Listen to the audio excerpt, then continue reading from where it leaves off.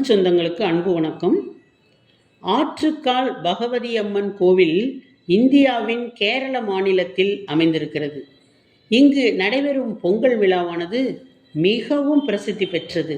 இக்கோவிலானது திருவனந்தபுரம் பத்மநாத சாமி கோவிலுக்கு அருகில் 2 கிலோமீட்டர் தொலைவில் அமைந்திருக்கிறது. இக்கோவில் பெண்களின் சபரிமலை என்று அழைக்கப்படுகிறது. இங்கு நடைபெறும் பொங்கல் விழாவில் சுமார் 10 லட்சம் பெண்கள் கலந்து கொள்கிறார்கள். கேரளம் உருவெடுக்க காரணமான பரசுராமர் 108 சிவாலயங்களையும் 108 பகவதி அம்மன் கோவில்களையும் நிறுவியதாக புராணக்கதை கூறுகிறது. கேரளாவில் உள்ள அம்மன்களுக்கு என்று தனியாக பெயர் ஏதும் இல்லை.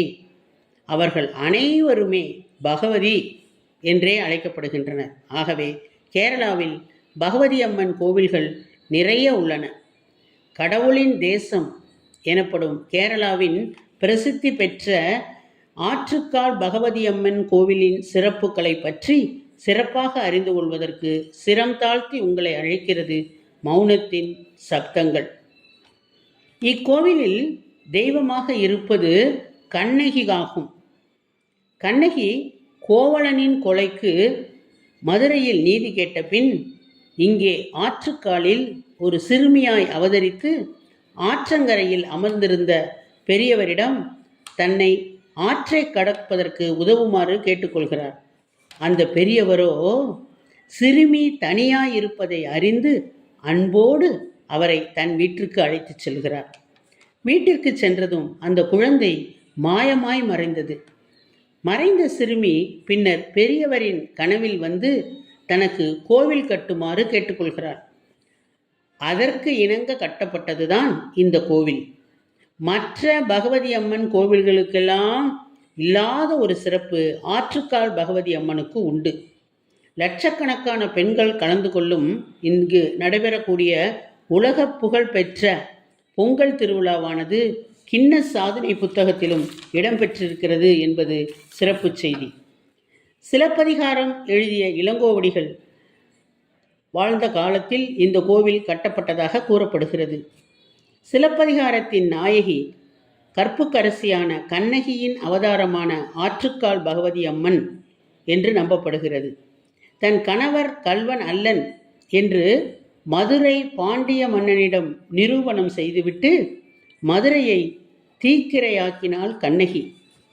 பின்னர் அங்கிருந்து கன்னியாகுமரி வழியாக கேரள மாநிலத்தின் கொடுங்கல்லூர் என்ற இடத்திற்கு செல்லும் வழியில் ஆற்றுக்கால் என்ற இடத்தில் அவர் இளைப்பாறினார் என்றும் அதன் நினைவாகவே இந்த ஆற்றுக்கால் பகவதி அம்மன் திகழ்வதாகவும் இந்த கோவில் கட்டப்பட்டதாகவும் கூறுகிறார்கள்.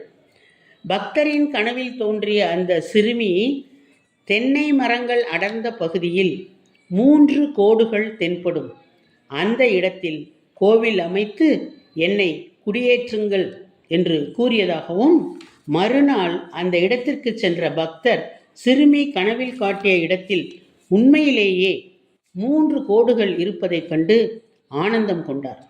அங்கு ஒரு சிறிய கோவிலை கட்டி வழிபட்டார். நாளடைவில் அந்த கோவிலே ஆற்றுக்கால் பகவதி அம்மன் கோவில் என்ற பெயரில் எழுச்சியுற்றது என்கிறது மற்றொரு கதை. அந்த கோவிலே ஆற்றுக்கால் பகவதி அம்மன் கோவிலாக எழுச்சியுற்றது என்கிறது கோவில் வரலாறு. இந்த ஆலயம் முழுவதும் செப்புத்தகடால் வேயப்பட்டுள்ளது. கோவிலின் ஸ்ரீ சக்கரத்தை ஆதிசங்கரர் பிரதிஷ்டை செய்துள்ளார். கோவிலின் தூண்கள் மற்றும் சுவரில் மகிஷாசுரமர்த்தினி, காளி, ராஜராஜேஸ்வரி மற்றும் சிவ பார்வதியின் சித்திரங்கள் இடம்பெற்றுள்ளன. கோபுரத்தின் ஒரு பகுதியில் கண்ணகியின் வரலாற்று சிற்பங்கள் வடிவமைக்கப்பட்டுள்ளன. கருவறையில் அம்மன் கத்தி, கேடயம், சூலம், அட்சய பாத்திரம் ஆகியவற்றை கையில் தாங்கி அம்மன் சன்னதியை நோக்கி அரக்கியை அடக்கி அவள் மேல் அமர்ந்த கோலத்தில் அருள்பாலிக்கிறார்.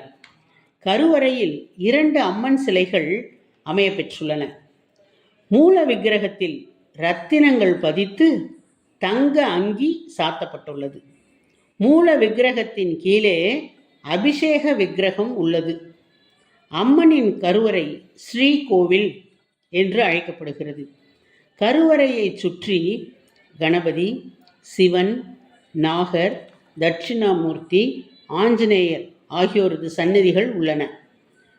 அம்மை நோய் உள்ளவர்கள், கண் திருஷ்டியால் பாதிக்கப்பட்டவர்கள், மன அமைதி இல்லாதவர்கள், எதிரியின் தொந்தரவு உள்ளவர்கள், வழக்குகளில் சிக்கி தவிப்பவர்கள் ஆகியோர் இந்த ஆலயத்திற்கு வந்து வழிபட்டால் நல்ல பலன் கிடைக்கும். மாசி மாதம் பூர நட்சத்திரமும் பௌர்ணமியும் கூடக்கூடிய நாள் அன்று இங்கு நடைபெறும் பொங்கல் விழாவின் போது திருவனந்தபுரமே புகை மூட்டத்தால் காட்சியளிக்கும்.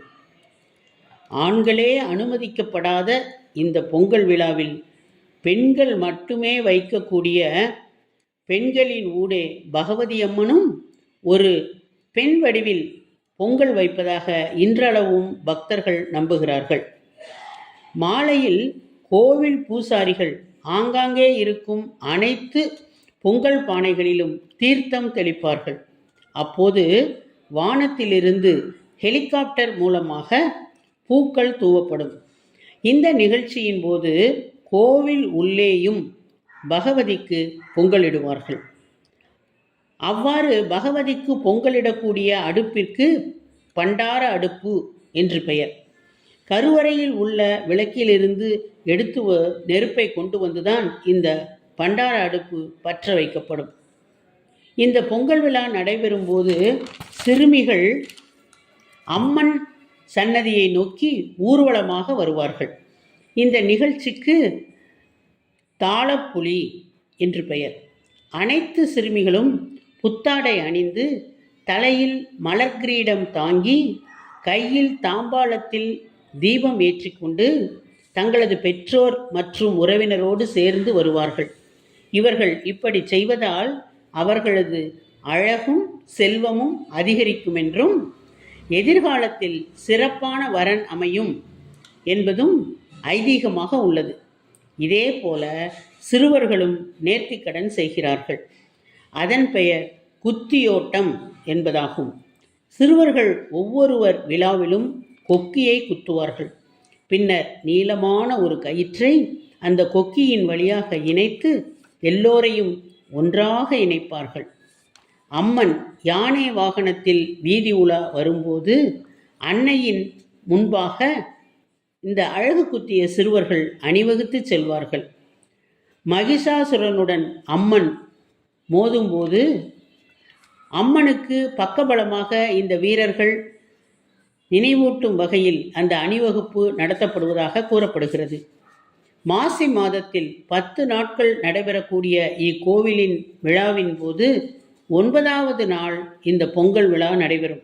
இந்த விழா இதுவரை 2 முறை கின்ன சாதனை புத்தகத்தில் இடம்பெற்றிருக்கிறது. ஆகம விதிகள் கடுமையாக பின்பற்றி வரும் எத்தனையோ கோவில்கள் நம் நாட்டில் உள்ளன. ஐயப்பன் கோவில் சபரிமலையில் 10 வயதுக்கு மேற்பட்டு 60 வயதுக்கு உட்பட்ட பெண்கள் நுழைய ஆரம்பத்தில் அனுமதி அளிக்கப்படவில்லை. இறுதியில் உச்சநீதிமன்றம் கேரள அரசுக்கு ஆதரவாக சபரிமலை கோவிலுக்கு அனைத்து வயது பெண்களும் நுழையும் என்று தீர்ப்பளித்தது. ஆனாலும் கூட அங்கு பெண் பக்தர்கள் நுழைய விடாமல் போராடி தடுத்து விட்டனர். அதே போல இந்தியாவில் எத்தனையோ கோவில்கள் ஆண்கள் நுழைய தடை விதிக்கப்பட்டவையாக இருக்கின்றன. அதில் முதன்மையாக இருக்கும் கோவில் ஆற்றுக்கால் பகவதி அம்மன் கோவிலாகும். அதனால்தான் இக்கோவில் பெண்களின் சபரிமலை என்று அழைக்கப்படுகிறது என்ற உண்மையை கூறி உம்மிடமிருந்து விடைபெறுவது உங்களுடைய அன்பு தோழி கீதா.